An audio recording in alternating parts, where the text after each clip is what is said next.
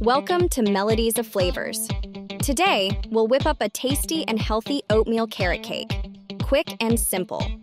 For ingredients and instructions, peek at the description below. Let's get started. First, take half a banana, 1/2 cup of oatmeal flakes, 1/2 cup of milk, and 1 tablespoon of honey. Blend these ingredients together until smooth. Next, roughly chop up some walnuts. You'll need about 1 tablespoon. Then coarsely grate 2 tablespoons of carrots. Now it's time to mix everything.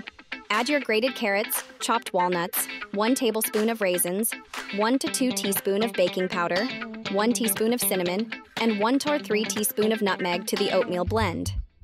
Mix them well until all ingredients are fully combined. Pour the mixture into a baking dish. For a little extra texture, sprinkle some more oatmeal flakes on top.